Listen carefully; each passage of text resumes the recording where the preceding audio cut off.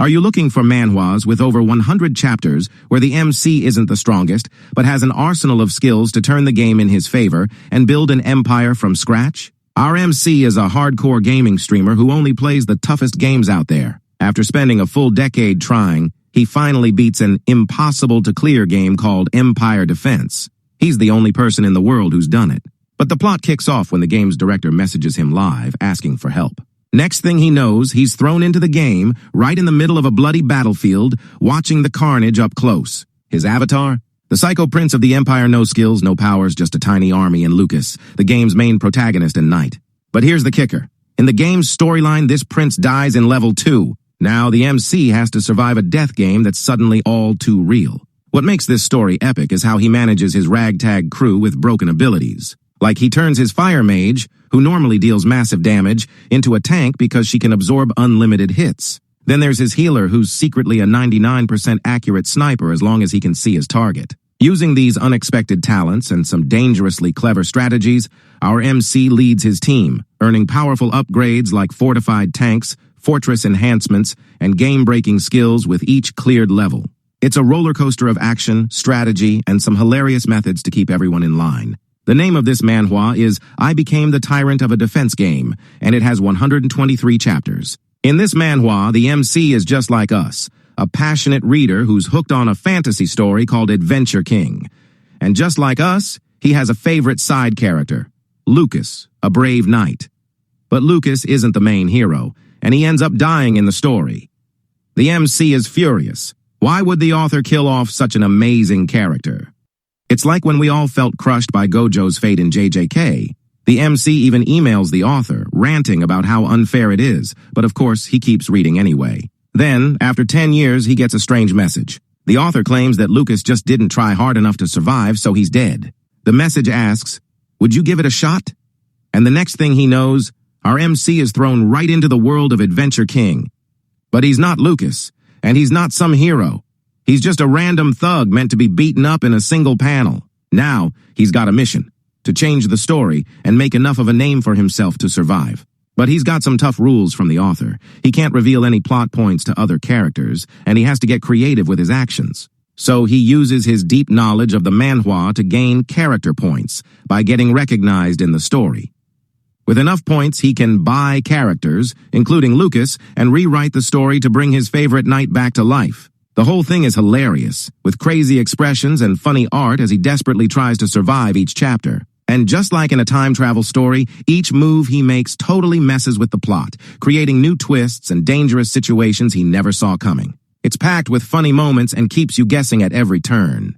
The name of this manhwa is Surviving a Fantasy Adventure Comic with 89 chapters. If you miss out on these recommendations, you're letting some absolute gems slip by. Before we get to the next picks, if you're loving these recommendations, smash that like button, drop a comment on your favorite genre, and don't forget to check out my other videos for even more epic manhwa suggestions. Now for a story that's a bit different but just as intense. Picture this. Dawoon, our MC, gets summoned alongside hundreds of others to a mysterious world called the Dungeon. It's set up like a game, but each level is deadly, and the floor masters have complete control. Every player gets random skills, and Dawoon, he's stuck with a useless purification ability, or so it seems. Fast forward a bit, and it turns out his skill is wildly overpowered. After an unlucky trap leaves everyone thinking he's dead, he gets an unexpected second chance when the dungeon resets and heals him. Now he's a glitch in the system, beyond the floor master's control, and immune to being kicked out or killed. Using his skills, Dawoon turns the dungeon into his playground. He crafts structures, makes floating pyramids, tames mythical creatures, and even has the rabbit floor master as his pet. He's not the strongest, but he's the most broken, and it's only a matter of time before he starts taking down floor masters himself. The name of this manhwa is Dungeon Reset, and it's currently at 216 chapters.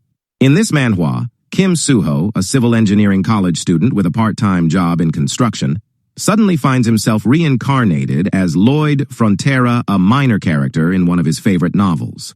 Knowing Lloyd's awful fate in the story, Kim Suho, now Lloyd, is determined to avoid his demise. How? By using his civil engineering degree and the skills he's gained to transform the entire medieval society with modern technology. Sounds noble, right? Helping society, advancing civilization? Well, not exactly. Lloyd's real motivation is to scam his way to a massive fortune so he can retire in luxury in the countryside.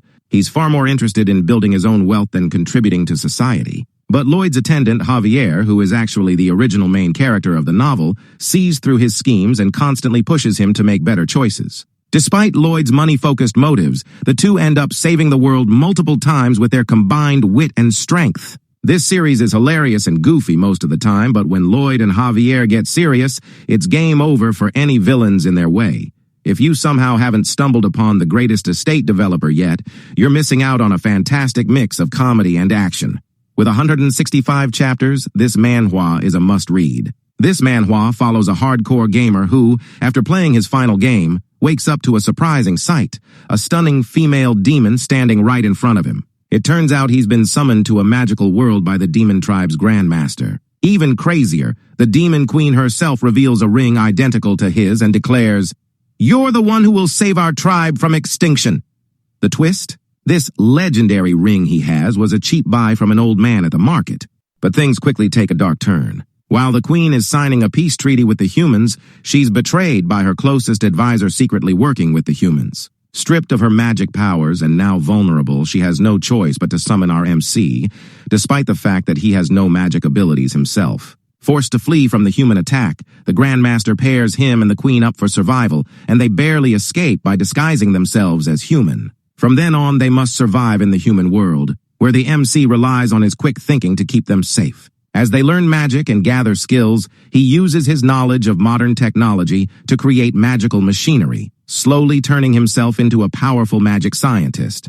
While the Queen regains her powers bit by bit, he crafts weapons and inventions powered by magic, which gives him an unexpected edge in this world. This manhwa has it all: intense world building, epic battles, shocking twists, and major power-ups. Watching the MC rise from a powerless nobody to a hero with ingenuity alone is beyond satisfying. If you're into stories with smart strategies, thrilling fights, and a captivating journey from zero to hero, My Wife is a Demon Queen is a must-read. With 433 chapters to dive into, you're in for an incredible adventure. Thanks for watching, and don't forget to check out other videos on my channel and subscribe Anime Fiction Reels for daily anime and manhwa recommendations.